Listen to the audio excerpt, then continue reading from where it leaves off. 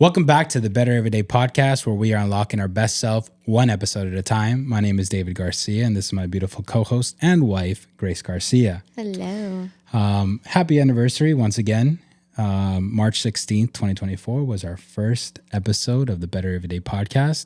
Mm-hmm. I know you guys, the ones that ended up hearing last week's episode, already know this, but for the ones that haven't heard it yet, yes, we have reached 1 year of the Better Everyday podcast, which we are very proud about.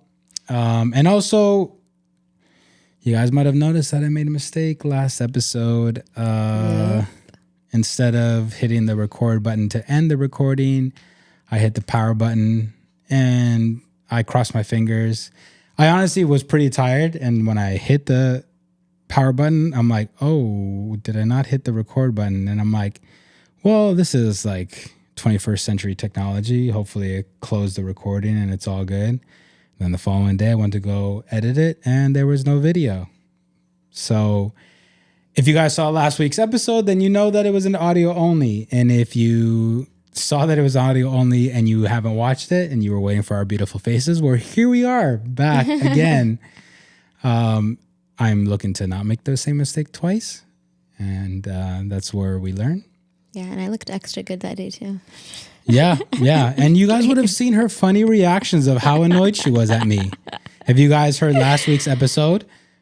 It started off with her being annoyed at me. Yeah, I was. And if you guys haven't heard it, or, well, I guess heard it, then maybe that's an incentive. Maybe you want to know the chisme. Maybe you want to know the gossip. Yeah, why I was annoyed. Yeah, she started off the podcast episode annoyed. She couldn't hide it, and she brought it into the episode. But by the end. By the end, we worked it out, and she was like, oh my gosh, I love you so much. Yeah. But that's just, they call me Romeo. No big deal. I want to know who.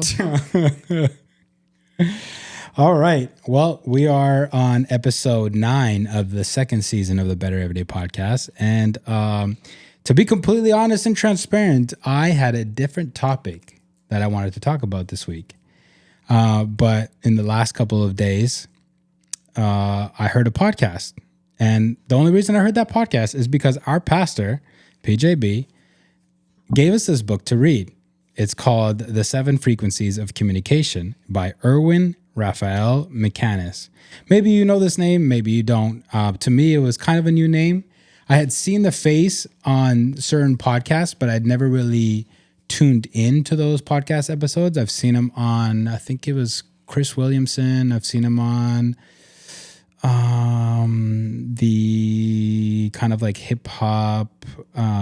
He's friends with Mike Todd.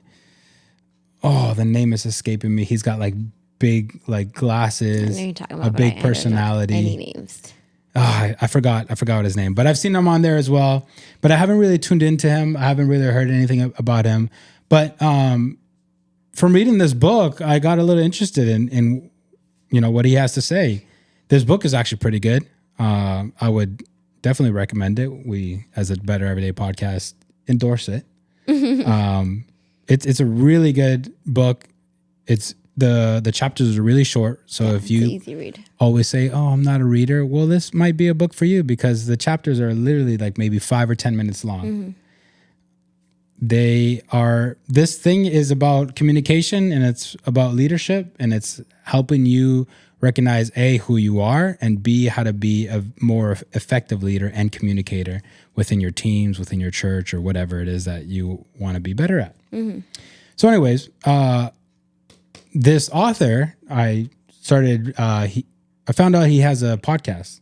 The podcast of the name of the podcast is Mindshift, the Mindshift podcast. Mm-hmm. On YouTube, it's not called the Mindshift podcast. It's actually called just his name. If you look up Erwin Raphael McManus, he has a YouTube channel and you'll see all the episodes there. But I think on like Spotify and stuff like that, you'll find it as a Mindshift podcast. So anyways, I heard a episode that he did, right? And again, I already had a topic for today. And it was, I think it's a pretty good topic. We'll have to push it back. But I heard this man speak, and he was in front of his church. So he is actually the pastor of Mosaic. And Mosaic is actually a pretty big organization, actually. So they have like, I don't know how many churches, but they have a good amount of churches. I believe from the episodes that I've heard, they have like 2 here now in California. They have 1 in Mexico and a couple elsewhere. I don't really remember. So, he's also well educated, and he's also Salvadorian. So shout out to the Wanacas out there. Erwin Rafael McCannis. McCannis is not really typically a Salvadorian name, so it really throws you off. And if you were kind of like look at him, he kind of like you're like, oh, he's got a little tint to him, but he kind of looks more white. Like you. He gets so funny. He thinks he's like. He says people mistake him as Cuban. But he's Salvadorian. Okay, so I watched the podcast. Is it the father or the son? Is who the father or the son? Edwin, it's the older, it's the father. Gentleman. Okay, okay. I was like, who? I wanted to put a face to him. Okay. So it's the older gentleman. Okay.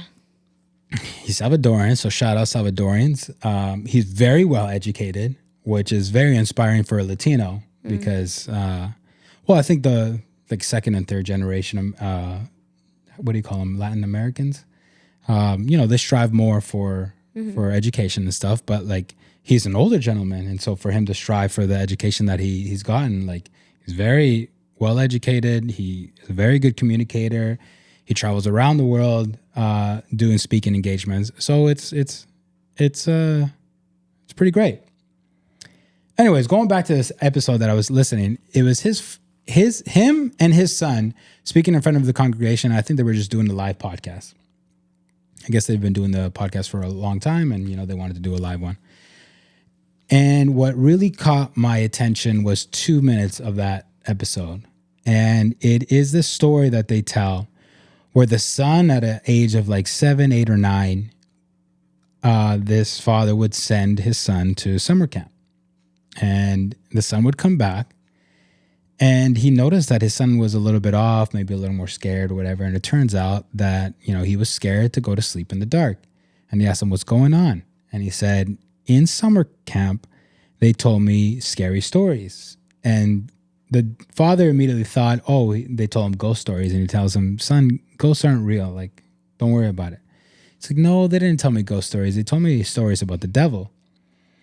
And he's like, oh, well, yeah, he's real. And so the son says, Dad, can you please pray for me that I'll be safe? And that this father looked at his son and I guess internally said, like, I cannot pray that prayer for him to be safe. Which is, we could talk about that a little bit, after I tell the story. But so the father is like, I don't know if I could pray this. But what I can pray is that you become a dangerous man, so that wherever you go, darkness always flees. Because he said, I don't want to domesticate my son into thinking that safety is the goal. And when I heard that, I heard it and I'm like, oh, dang, that's really good. And then I just listened to the rest of the episode. It was good. There was good stuff in there. There was nuggets. Time went by, a couple of days went by, and I couldn't shake it. And I'm just like, man, what's going on? Like, why can't I shake this? Like, why is this something that just keeps like pressing at me? And kind of going along with that, I've been watching The Chosen. So if you guys haven't watched The Chosen is a very, very good series. And I remember when I was trying to get you to watch it, and you were so adamant on nope. And yeah, it's actually really good. And when I say it's good, like it's the first piece of Christian content that I'd say is like equal to like any Hollywood movie or series. Because usually like when you watch or when you hear about like Christian movies or whatever, they're really like corny, or you could tell like that the production value is like way down. They obviously don't get the greatest of actors, but whoever did all this thing of The Chosen, they picked the right actors, they picked the right directors, producers, all of that. It's all done amazingly. I love the show. So what I heard in that podcast, going along with what I've watched in The Chosen, I couldn't shake it off, and I'm like, maybe this is something we need to talk about. And again, the purpose of all of our conversations is for you guys at home or wherever you guys are at to listen to these and spark up your own conversations with family members, with friends. And I believe that this is a very, very interesting and important topic to talk about within ourselves and also within you guys as well. And the reason why I say that is the part that really gets to me is I do not want to condition, I do not want to domesticate my son into thinking that safety is the goal. That keeps punching me in the gut. And the reason that it keeps punching me in the gut is for personal reasons and also just cultural reasons. Personal reasons because it challenges me. Mm-hmm. And I'm just like, am I just playing the safe card always?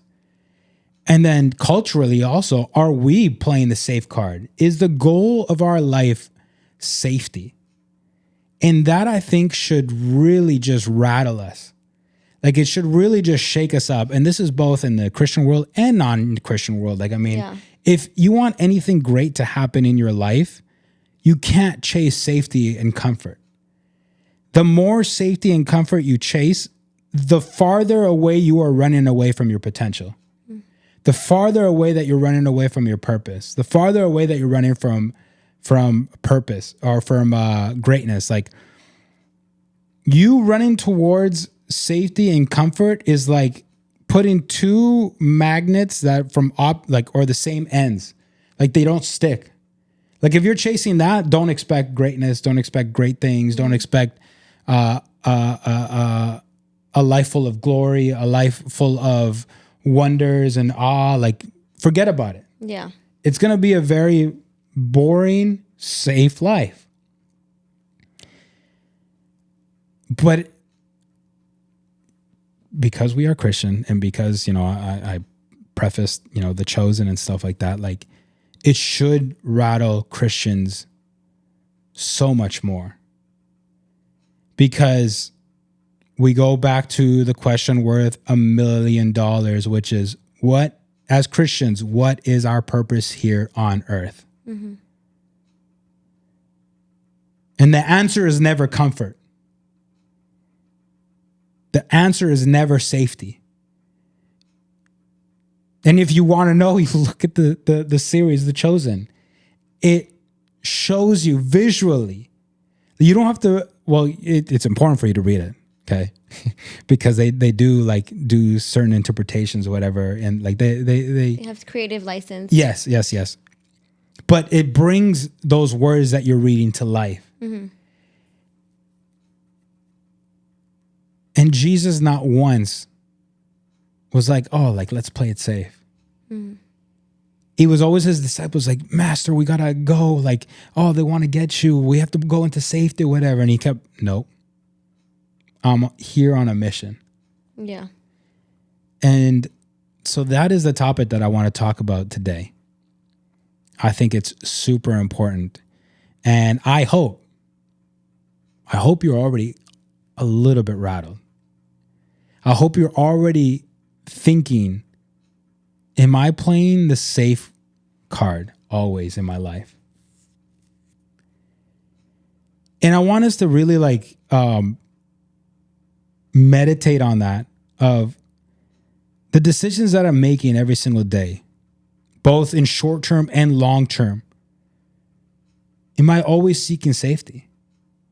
Am I always seeking safety, comfort, avoiding discomfort? Am I always seeking luxury? Like, what is it that I'm chasing after? Because if your thing is I'm chasing greatness or I'm chasing God, then safety should not be your goal. What do you think about that so far? I think it is powerful, that statement of, no, I don't want to pray safety. I want to pray for you to be dangerous. I don't think I've ever thought that. I think if my son asked me, I'd be like, oh yeah, let's pray for it. I think I've made that prayer myself, like, God, keep me safe. God, protect me. Mm-hmm. So that comes like naturally. So it is for sure a paradigm shift of like, wait, what am I asking for? How should I view my role, right, in God's plan? And yeah, I think a lot of the times I do chase comfort and I do chase luxury. I think the end goal is, how can I work less or do more what I want, right? Mm-hmm. And hope that it aligns with God's will. So I, for sure, I'm like convicted in that area of like, okay, what are my dreams? And like, God, I surrender it to you. Mm-hmm. Like, if you decide to give him back to me, okay, but not like handing it to him with my fist closed of like, no, God, like, please, like, you're going to give it back to me, right? Like, if he does, he does. If not, that's also cool. I think that for sure is going to take like a journey of like, I think surrendering is hard.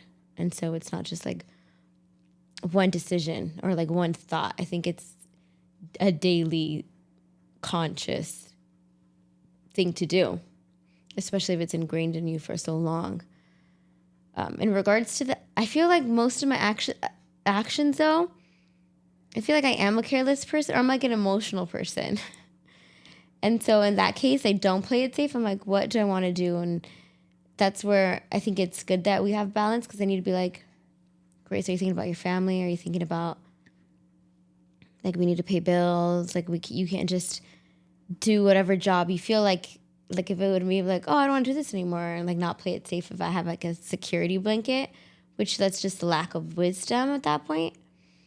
But I think I've always been a little bit risky when it's like, wow, we'll figure it out. Like, I don't want to do what is quote unquote safe. Like, if I fail, that's okay.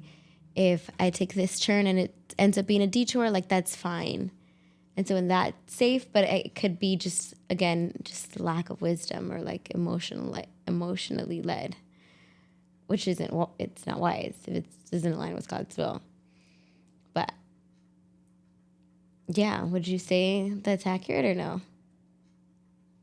I think the second thing that you were talking about is just carefree. I wouldn't call it dangerous. I wouldn't call it courageous. It's just like, whatever happens, happens. And but I think, you don't think it's courageous to follow your dreams? Yeah, 100%. Like, it's courageous to follow your dreams. It takes a brave person to follow your dreams. Yeah. Like, especially nowadays when you don't know if you're ever going to see the fruition of those dreams come to life. Mm-hmm. Especially if you have big dreams, it takes a lot of risk and it takes a lot of sacrifice. Yeah.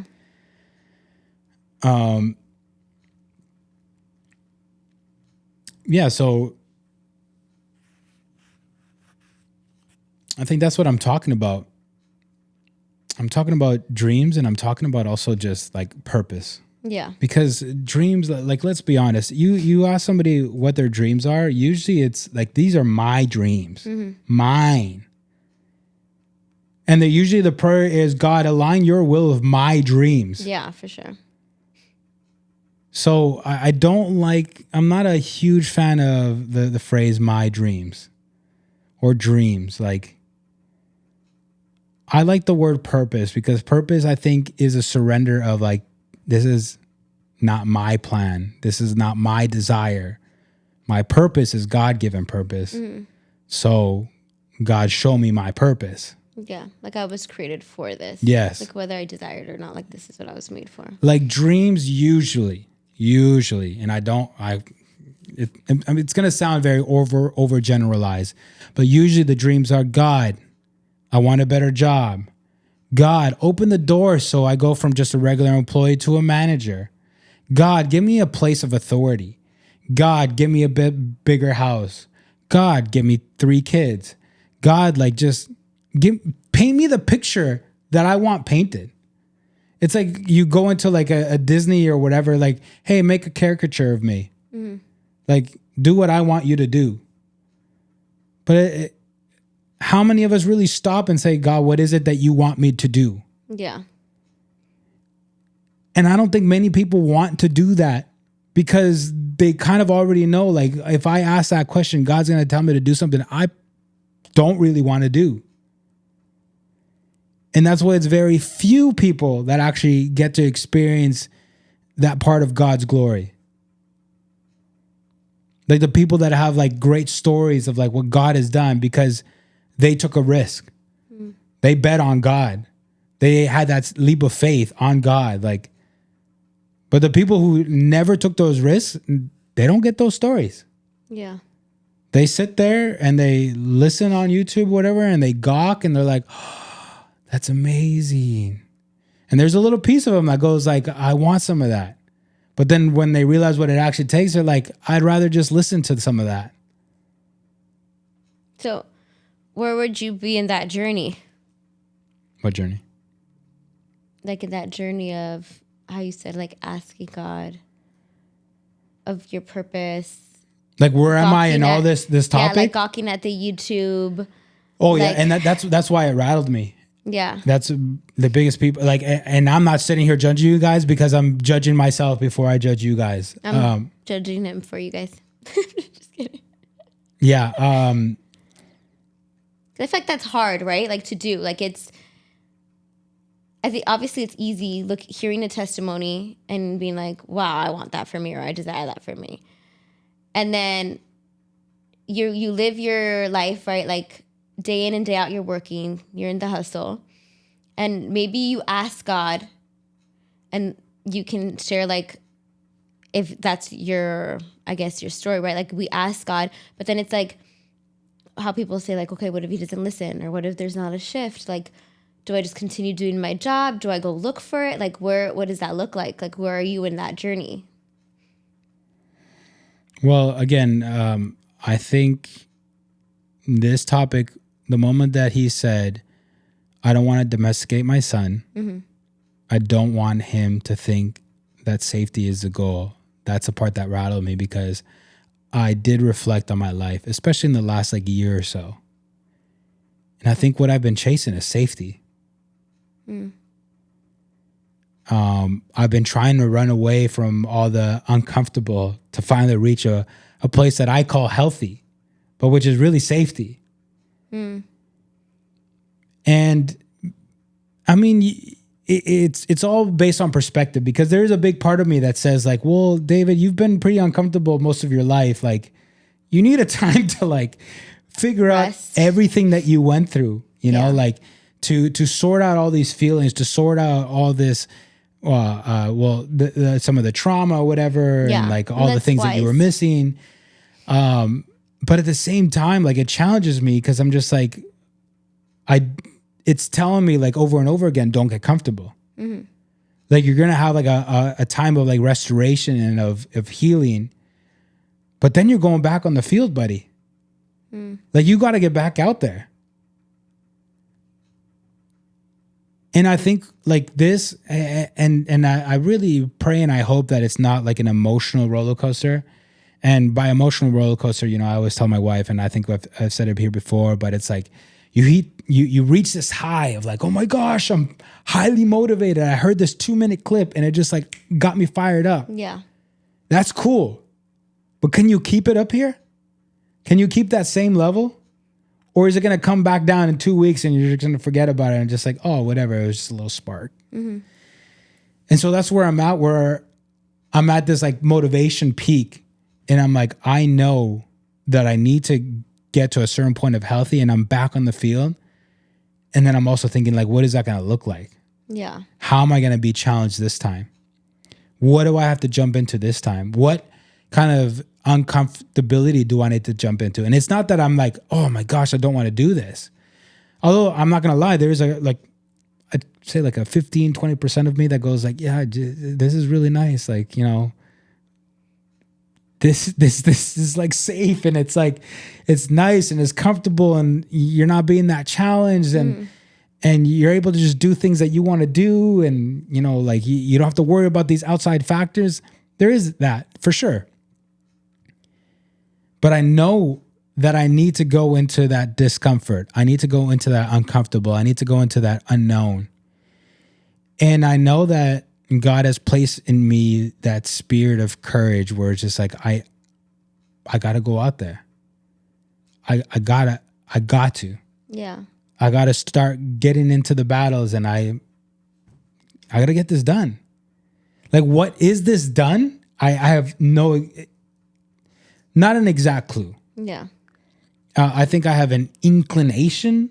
You know, do I feel like I can help people? Yes. Do I feel like I can do certain things? Yes. But right now, I've said it here before, like I'm in this season of like, I'm going to sit here and wait for direction. When I have that direction, I pray and I hope that I just jump on it in obedience and let's go. Right. But I was highly challenged by this. And I think that's why, like, I'm like, it challenged me. Who else can it challenge in a good way? Right. Yeah. And going back to the father part, some of you guys might have heard him say, I don't want to pray for this kid's safety. And you might have gotten triggered. I don't know if you got triggered, but you did say like a little bit, like you would have prayed that prayer of like safety, right? And for a father to say like, I'm not going to pray for your safety. You might be like, what kind of father are you? Like, why would you not want to pray for the kid's safety? Mm-hmm. And it's not like the father is desiring for something bad to happen to him. But the desire of the father is, it's okay for this kid to struggle a little bit. I want to pray that he has the courage to confront this struggle. I want to pray that this kid has the courage to confront this challenge. I want this kid to be able to grab the bull by the horns and tackle this thing down. I want him to be that type of dangerous. You know, and that type of character is only built through practice. Yeah. It's not just theory. You could talk about this to your kid over and over again. It's not until those situations come up that you get to practice. It may be trial and error, but you keep practicing and you start getting it. We've talked about that here many times. Mm-hmm. And so I think that is a characteristic of a good father. And I've had this conversation with a couple of people very openly. One time we had like this whole family contribute into that conversation of, should a parent put their children into kind of a controlled environment type of struggle, mm-hmm. where it's like, you got to learn, buddy. You got to learn how to take on this challenge. Because us as parents have the responsibility to build that character of a champion in our kids. Yeah, for sure. We have to be able to build that character of life is not going to be easy. Like, it's going to seem easy because you're under the protection of mom and dad, but there's going to come a point that you are not going to be under the protection of mom and dad.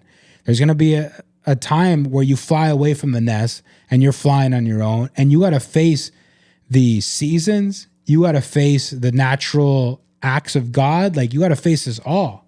Yeah. And if you are not prepared for it, you are going to crumble. Mm-hmm. And then we also see that in adults nowadays. The ones that at any chance that they get, they run away from any sort of struggle. Or they immediately start crying out to God, God, please take this away. Please. And then they start singing the song, oh, if he did it before, he'll do it again. I see you move the mountains. And that I feel like sometimes the posture of that song or that feeling is not so much like, God, I want to see you move. It's just like, no, I want to see you move so I can get back to comfortability, so I can get back to safety. It's not for the sake of, I really want to see you move. Like, it's great.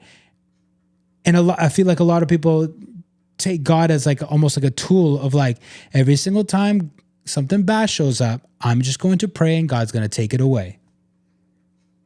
But if that really is the case, you're never going to be able to grow. Mm-hmm.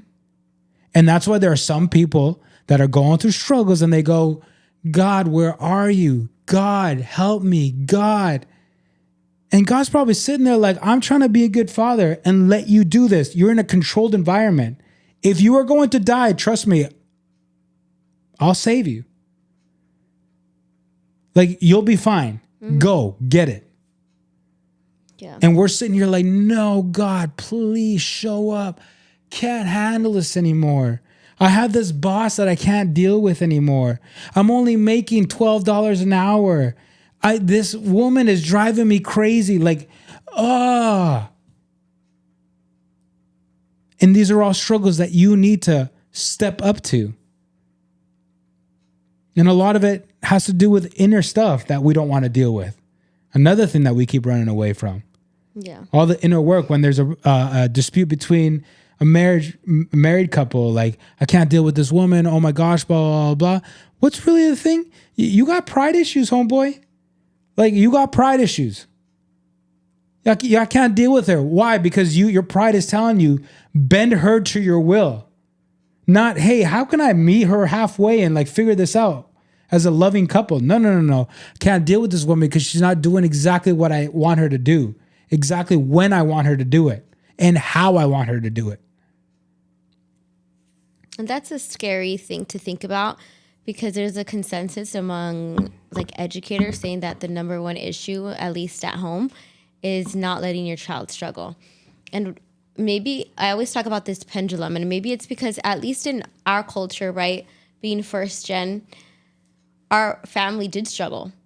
Like they left their homes and what they knew because they needed to, right? It wasn't healthy for them or safe, or they wanted a better life or whatever, right?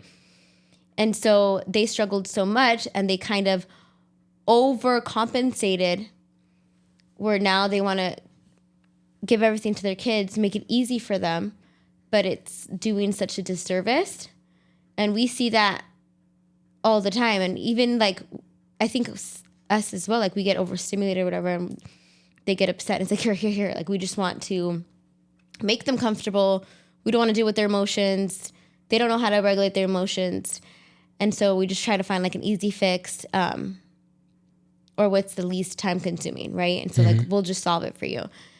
And so we do see this in the school system so much where kids, they don't know how to struggle through a problem. Like they won't even try. They just look at it. This looks too hard. I give up. And it's like, did you try? And they don't want that mental like work or that mental struggle, which that is what builds resistance or resilience. And what scares me, how you were saying that it's also culturally, like as a culture, we've done a great job at innovating like everything, like making our lives easier. For right, microwaves, our cars, ChatGPT, like those are awesome achievements that can make life better. But it scares me that if we are raising a generation that already doesn't know how to struggle, that is just it's not going to be a benefit of them, or it's not even going to be a service of them. It's going to do more disservice. Because I just see like, okay, if we already have that foundation, like we can use that to just improve our life. But now you have these children who don't know how to struggle and they're given that, like, who are they going to be when they get older? And like, that's a scary thought. And so as a parent, even like me, but as a parent, it's like, okay, how can I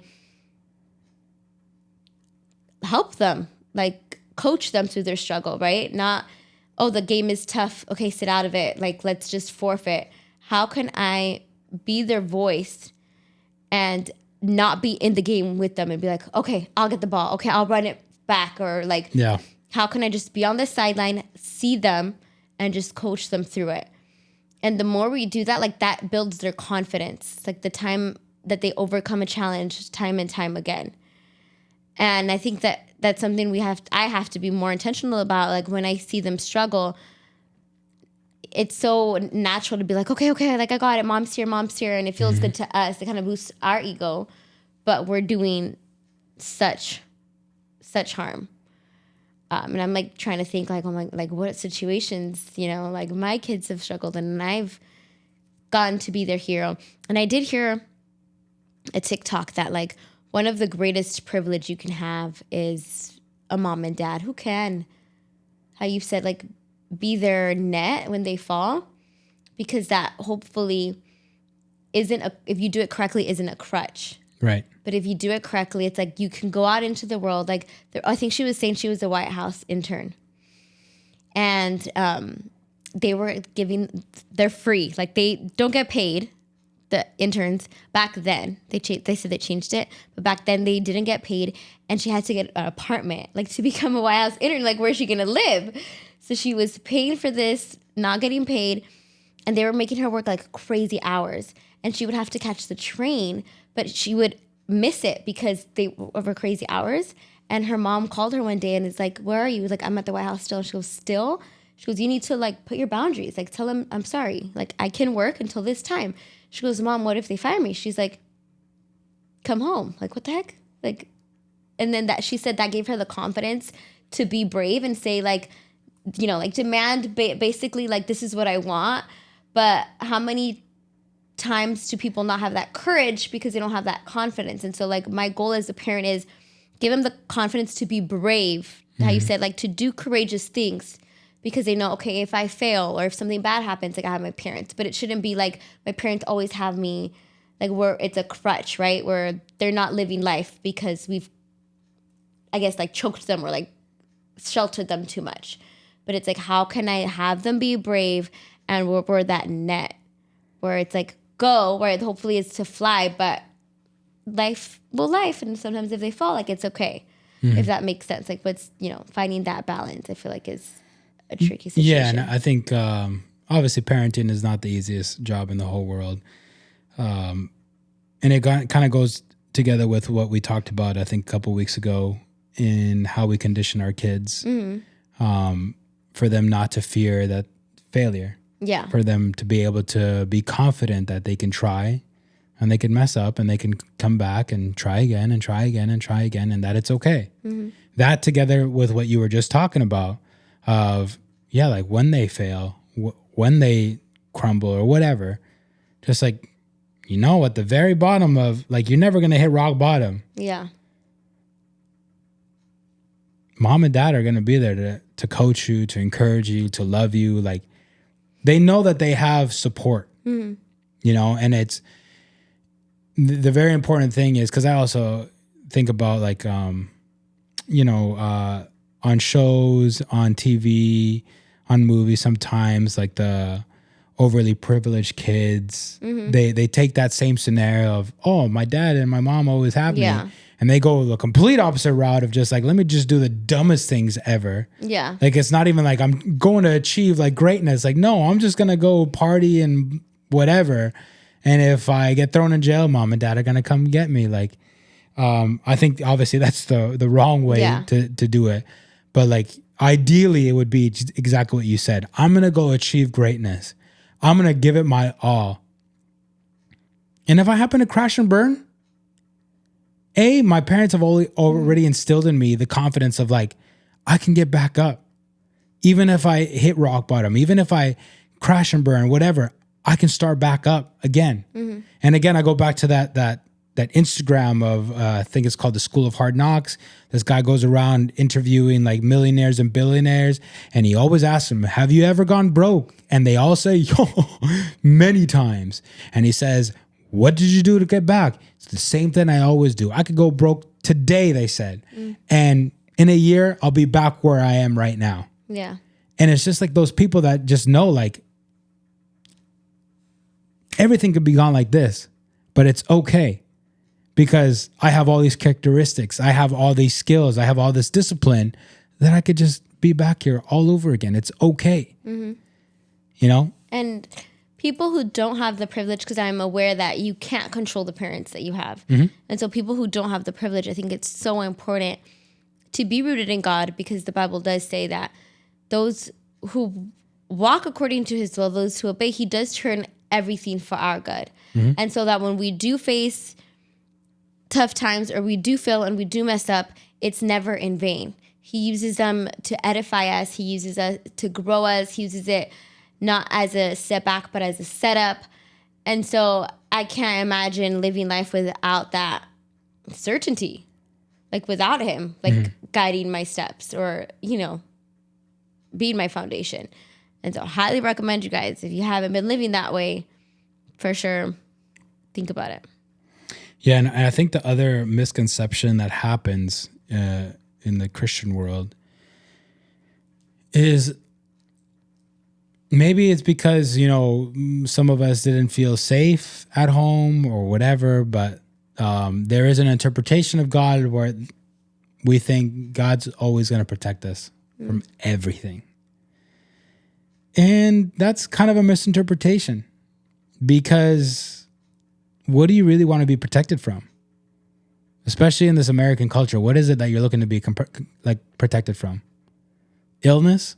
We're all going to get ill. Like it or not. I don't think I've met one person that's never been ill in their life. Mm-hmm. What do you want to be protected from?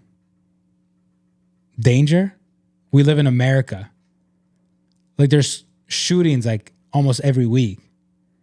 Like, what is it that you want to be protected from? From being judged? Happens all the time, especially social media. Like, what is it that people want to be protected from? Right?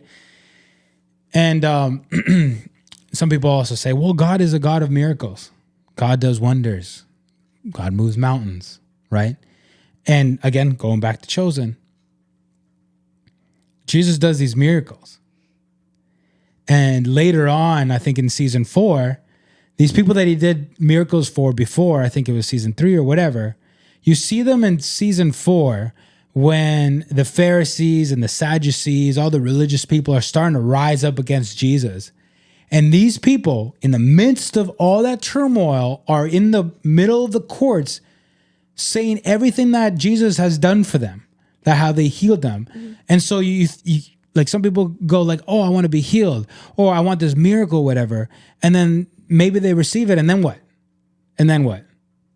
I've always been like a big believer in God will never give you a miracle just for yourself. Mm-hmm. Like, God never just goes, I'm going to give you a miracle and, nobody else is going to get blessed from it. Like, nobody, like, that treasure is just for you. Like, God never gives just like a treasure just for you. Like, the point of Christianity really is always to be blessed, to be a blessing. Mm-hmm. And so these people that you see that received this miracle now are in the courts in the midst of all this turmoil where they can get stoned.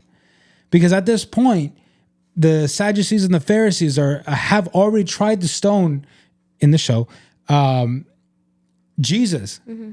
And so they are running basically the risk of like, hey, I could be stoned, but I'm going to sit here like. And so how many people receive things from God and then run into danger again? Not many of them. People nowadays receive something from God and they go, oh, let's keep it at home. This is amazing. Like, oh my gosh, God gave me, I don't know, an extra like $10,000. This is amazing. We're going to go on a cruise and we're going to go on this trip and we're going to get that new car. We don't have enough to buy cash, but we'll put a down payment on that car and we'll get monthly payments and blah, blah, blah, blah. And like, oh God, you're so good. Did God really want you to do that? Like, what do you think? This is an actual, debatable conversation. Like, do you think God ever goes like, hey, I'm going to give you this $1,000 because whatever, you wanted a laptop or whatever, or like you wanted something that's just for you? I don't think it's just for you. I do think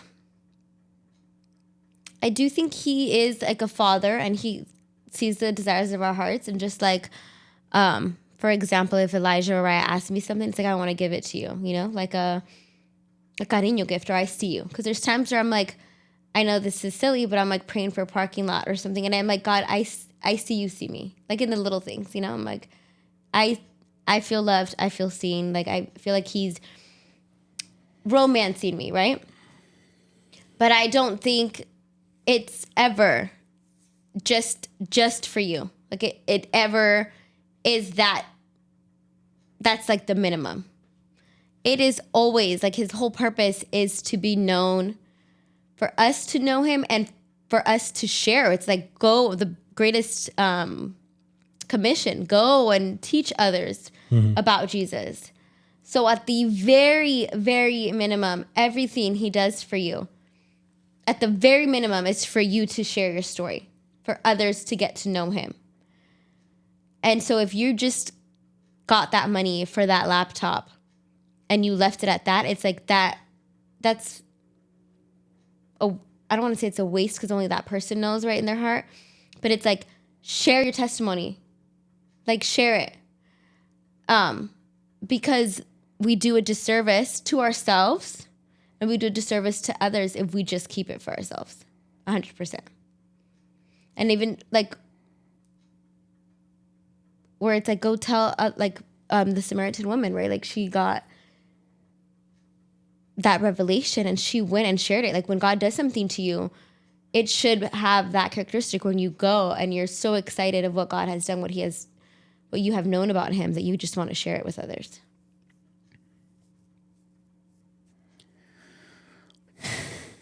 I battle with that thought. And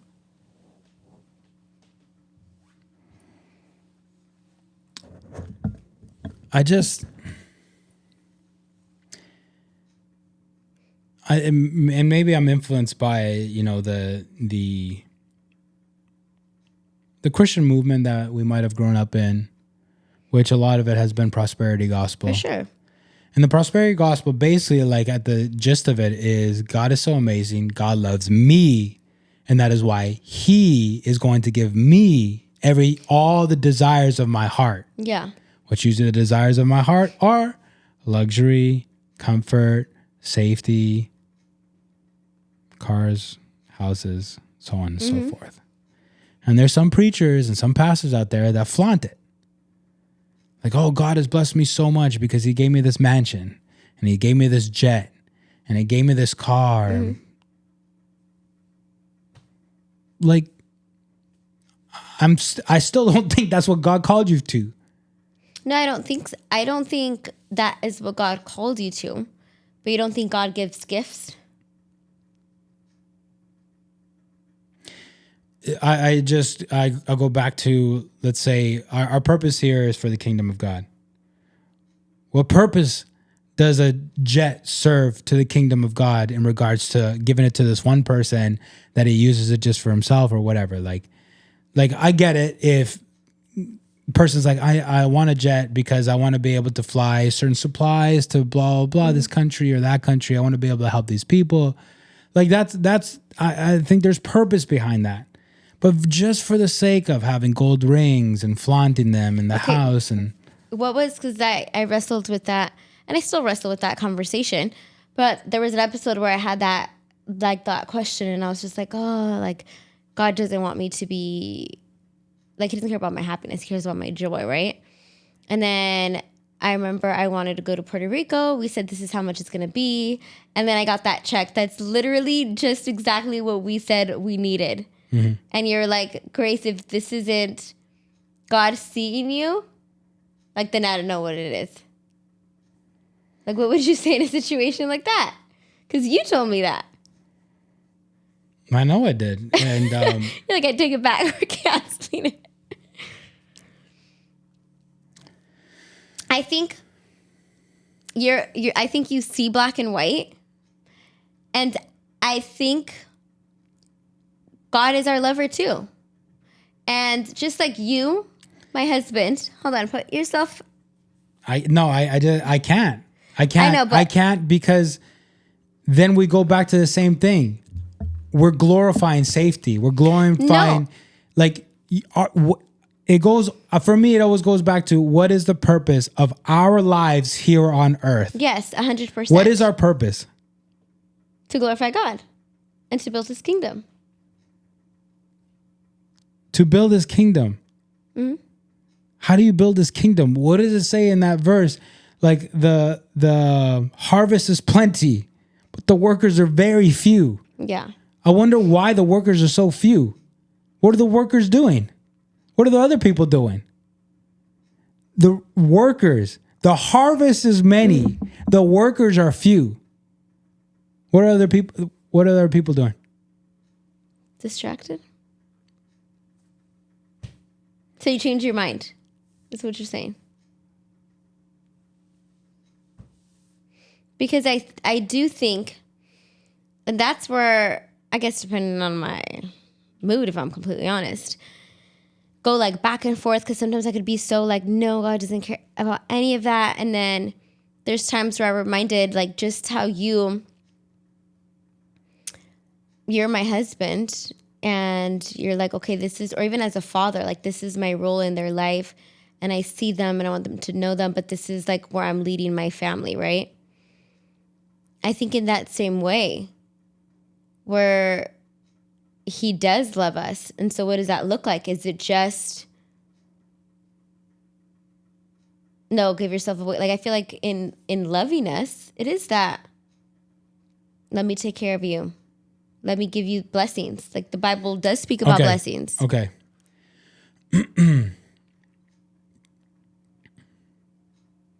I honestly don't know how accurate this part of Chosen is. But there's a character that is one of the disciples of Jesus in The Chosen, and they call him Little James. And he's got this gimp in his walk. And they see Jesus perform all these miracles. Well, I don't think he had that walk in the Bible. Okay. But I'm assuming that something similar could have happened. For sure. And then after Jesus does his thing, has a conversation with his disciples, and he says, I'm going to send you guys out 2 by 2 to different areas. And I want you guys to start practicing the same thing that I've been doing, praying for people, praying for healing and this stuff. Little James goes up to Jesus and be like, how the heck are you going to get me to do this? And he said, what do you mean, little James? And he goes, well, you expect me to go out there and pray for healing when I myself have not been healed.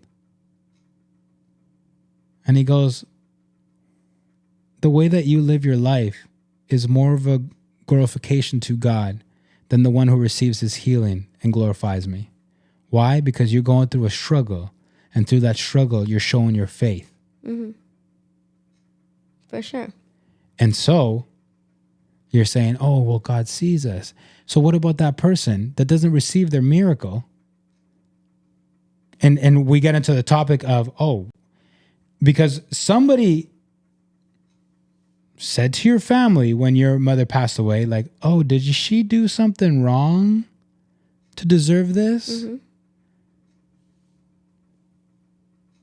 And so based on what you're saying, the question comes in like, oh, so the people that don't receive the miracle, like they don't have a good relationship with God. They did something wrong. I did not say that. They've been sinning. No, but what you were saying is, well, God loves you and he's trying to woo you and he wants to give you gifts. So what exactly then, based on what you're saying, constitutes receiving a gift and not receiving a gift, receiving a miracle and not receiving a miracle? And I do think God isn't fair. And like so many people, I think Christians have that conception of like God treats everyone fair, right? Because it sounds nice. And I do not think, like, you can't put God in a box and say just how he treated, for example, the nation of, like if you look in the Old Testament, the nation of Israel with the others, it's like, what did they do to deserve that? And the Bible says they did nothing. They did nothing. Like everything that God choosing them and stuff like that is his will. That's where we cannot try to think of understanding his sovereignty, like his all powerfulness, which is like, God, who are you going to choose for this, right? He is God. And there is a part where us as humans have to surrender, like, God, we will never know why.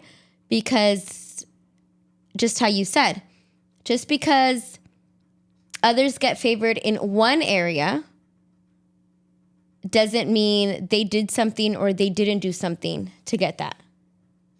That's where Christianity is like, it's nothing what you do. And same thing with Job. We saw in that situation where he didn't sin and he was tested, right? And he did get back double everything that was taken away. Some people don't get back double, and that's okay. So I do not think it's, if God loves you, you're going to get more. I do not think that at all. But I do think that, like, he gives grace. So grace is like what we don't deserve, right? And there's something called common grace, where everyone gets grace. Even it says like the rain, even the sinners, it rains.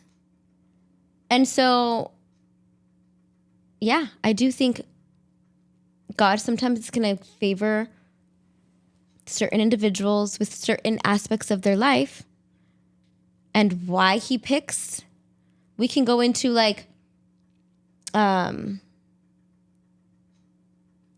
it's like the predestined and not predestined, or like why he chooses to harden some hearts. And that is like going so deep into that free will versus not and all of that stuff. Okay, I'm going to circle back. The last thing I'm going to say about this, because we veered off a little bit, but I go back to the question, and this is for you guys at home to have your own conviction as well, because we're obviously debating it. You guys can have your own positions on it. But my question goes back to, what is our purpose here on earth as Christ followers? To glorify God and establish his kingdom. And with the way that we're living, again, going back to my original point where the father said, I cannot pray for this kid's safety. Mm-hmm. I have to pray for him to have the courage to confront these struggles. I want my kid to be, quote unquote, dangerous, courageous, brave, to go out there and fulfill his purpose, right? In John 3:30, it says, he must become greater, I must become less. Mm-hmm. And so that, coupled with what are we doing here on earth, just tells me, like, our prayers, I don't think the majority should be, God, give me this, God, give me that, blah, blah, blah. Like, oh, I really want to go here, I want to do that. Like, 100%. I think our prayers consistently should be, God, what do you want me to do? How do you want me to do it? When do you want me to do it? Who do you want me to bless? Who do you want me to love? Who do you want me to share your gospel with? Who, like, put me in a dangerous situation, I'm ready. Those are the people that say, like, God, here I am. Wherever you go, I'll go. And I think that's a very big difference. Yeah. Between that and, God, you love me, right? So I need this trip. 100%. And I think God knows what every person needs to grow. So for example, a couple months ago, I want to say, I was convicted. I heard some a preacher talking about that. And I was like, in my prayer journals, I'd be writing exactly like how many followers I wanted, like how I wanted God to bless my social media platform. Like I was giving him my, like, God, this is what it would look like if you blessed me. And I just stopped praying those prayers. I'm like, God, I'm not going to ask for a specific number. Like, you already know what I want. Like, I'm not going to say, this is what it looks like if you bless me. Like, I'm not going to write down those prayers anymore. And so I just been thinking to him who he is. And I think I was starting to, not because of my prayers that way, this is like a different thing, but I was starting, I think post my mom's death, I was starting to see God as a father, not a bad, I don't want to say a bad father, but kind, close enough. Like a father where it's like, I'm just here to test you. And like this father who isn't going to embrace me. He doesn't have my back. He's just like, no, like a callous father that's like a champion. But you know how you said, like usually the people who raise champions, they like hate their father and they don't know their father as a loving father and stuff like that. It's just like, work harder. And there's no relationship from like a father to a daughter. It's just their coach and that's it, right? Like I was starting to view God like that. And I think he's been like soft, like trying to soften my heart and have him like get, the whole point is he wants to be known. And we talked about that. Like in the Old Testament, through all the trials, it's, do they know God, right? It's like the whole purpose is you're going through this so you can know God in a deeper level. Mm-hmm. And so I do think depending on what God knows his children, just like I feel like I wouldn't discipline Araya the same as Elijah. And it's not, you're not fair. It's, I know my kids. And I know, like, I think, well, I would hope, right? I know what's best for them. And so I don't think he has the same copy and paste look for everyone. 100% though, I don't think it's When we go to the Father, that's not knowing him. God, I want this. God, imagine if I only went to you or to my dad if I needed something. It's a one-sided relationship. There's no way I know you. And so for sure, we should not be approaching God every time we pray, every time we seek is, God, I want this. I want this. I want this. Like, that's not Christianity at all. It's you just want a genie in a bottle. Mm-hmm. For sure, always our prayer should be like, God, God, what do you want from my life? Like, you know me. God, thank you for who you are, getting to know him more. And I do think whether that looks like God stripping you of your dreams, testing you like till you have nothing, like Job, that's going to look like. Whether that is him, maybe your dreams did align to him and giving you everything your heart desired, then that's something. But I cannot say what that looks like for this person or that person. Because there's people that God uses as greatly, and you're like, I want to be used like that, right? Like, that's a good model. And it's like, that's not what I have for you. I'm going to strip you completely. And this is what your walk with me looks like. So, but I completely agree with you. Like, do not go to God saying this is what, like, that's not a Christian life. Mm-hmm. And I think so many of us follow Christianity, or we were, I guess, not like, I don't want to say pulled into it for that way, but many of us who were born in the church, like, that's such a appealing thing about Christianity. And I think that appeals a lot to people. Like, God gives us the desires of our heart. God gives us the desires of our heart. Or it says, first seek his kingdom. He changes our desires to align with his. It's not, I'm going to seek the kingdom and he's going to give me everything I asked for. It's he changes my heart. That my desires now don't even look like that. So everything he gives me, I'm happy with because my heart has been changed. And so that's where I feel like for sure, like, I align with you 100%.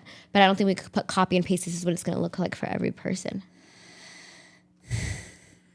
I think we should have a heart and a posture of more of you and less of me. 100%. And when we say more of you and less of me, it basically says, how can I serve you?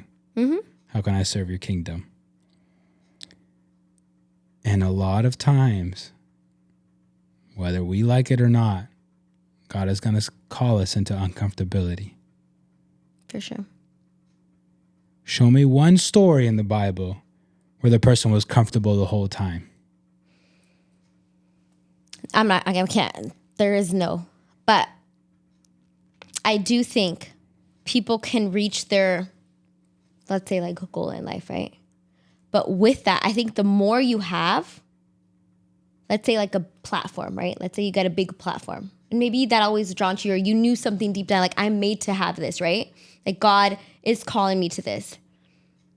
It's not for, how you said, your comfortability. It's not to like, oh, look at people. It's, you're going to get up there and be like, for example, like an Esther, and put yourself on the line. Now that you have that big platform, now that you have that, you can be in that room with that important person. And now you're going to risk it to do this for me.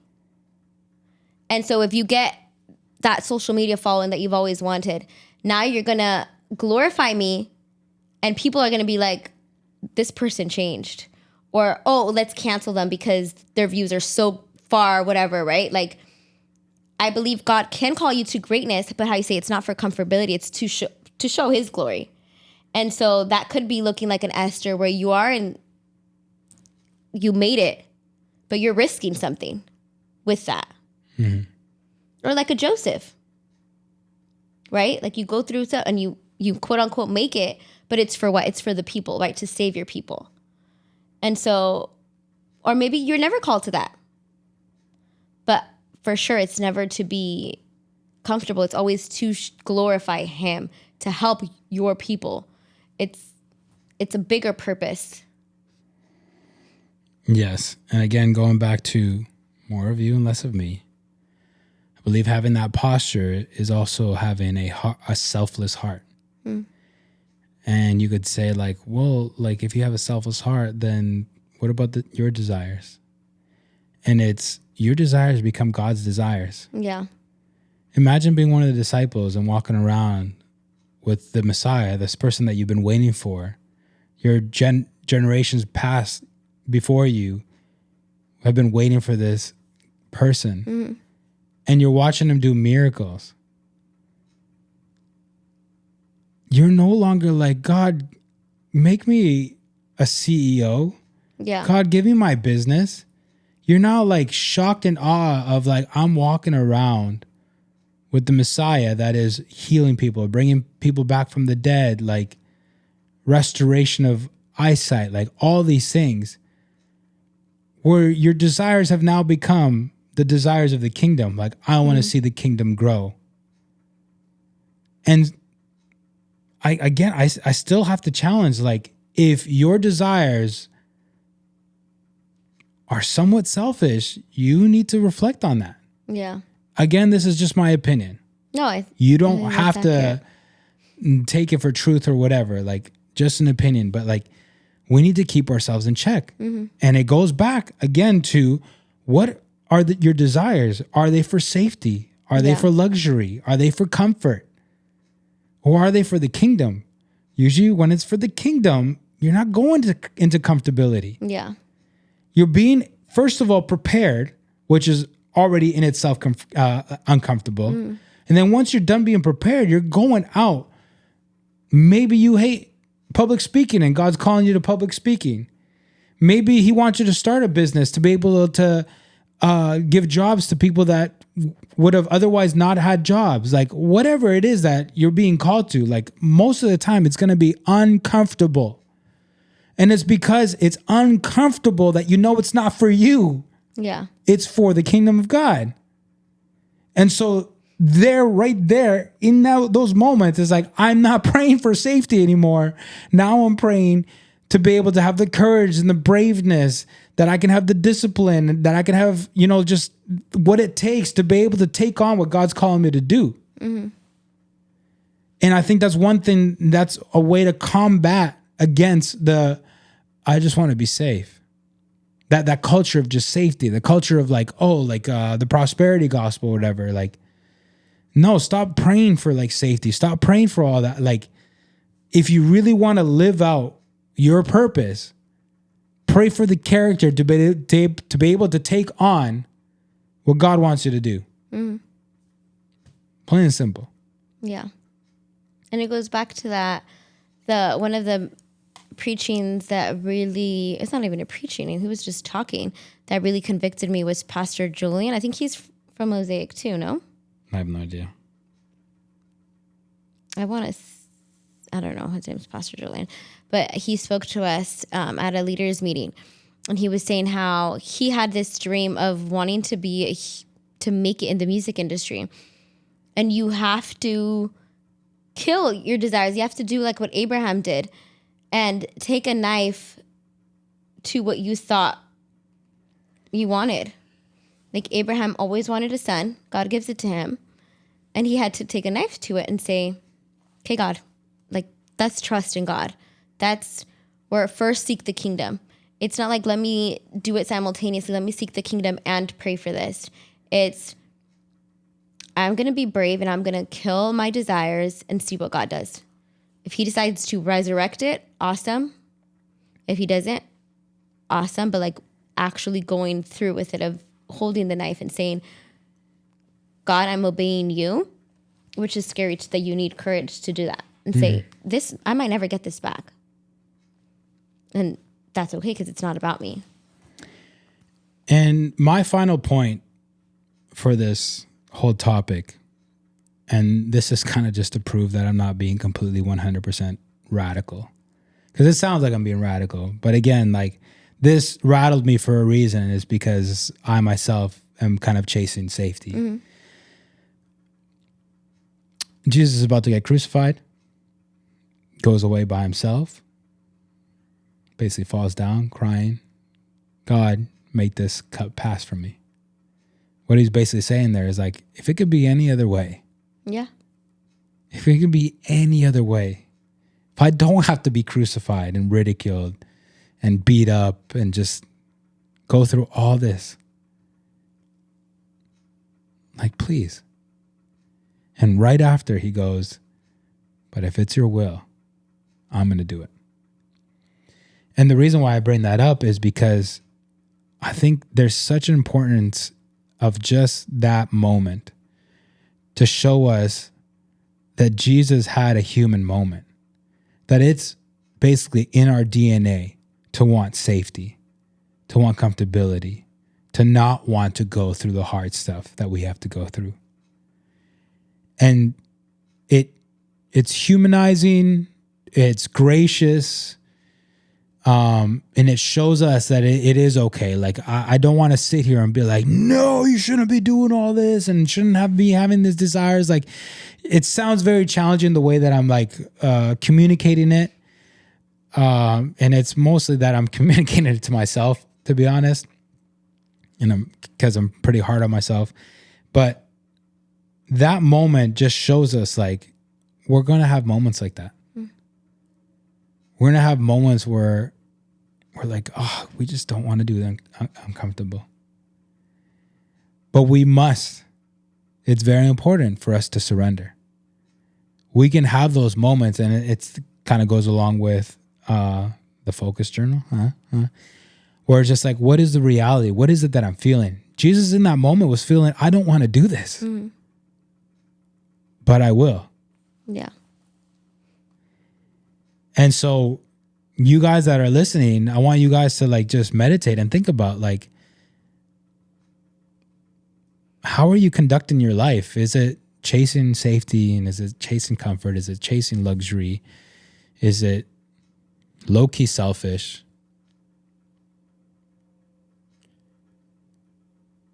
And if so, like, think about it. Like, is that the way that you want to live? Because again, the more that you chase comfort and safety, the more you run away from your purpose and to see God's glory manifest in your life. Mm-hmm. You can't have both. You can have one or the other. And it's your choice. And just do a self-reflection. Like, where am I? Like, do I have a selfless heart?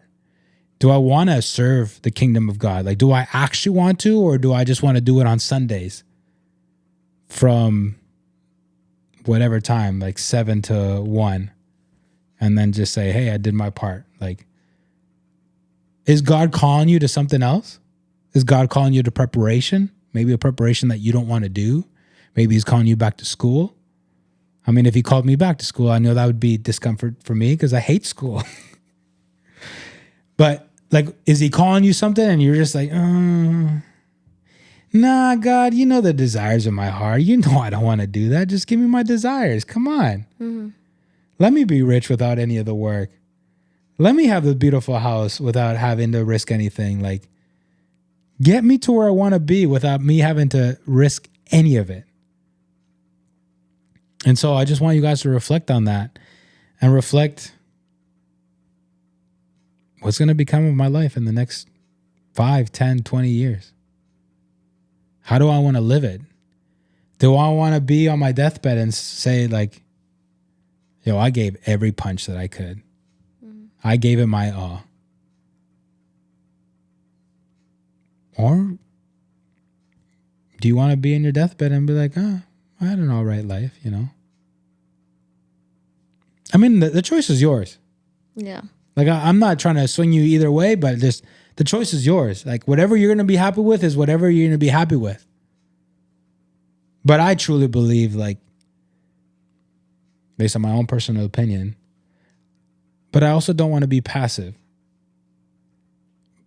I do believe, like, we're called to greater, and greater is uncomfortable. Mm-hmm. So this is what we want to leave you guys with for this week. Think about it. Talk about it. Talk about it with friends. Talk about it with family. Leave a comment for us. We'll respond. Give us a DM. Doesn't matter. We're here. I'm very happy that we did this topic rather than the other topic that I had. The other topic will be from 2 weeks from now. But yeah, we are grateful for this podcast. We're grateful for 1 year. We're grateful for you guys, the listeners. I'm grateful for you, babe, and the conversations that we have.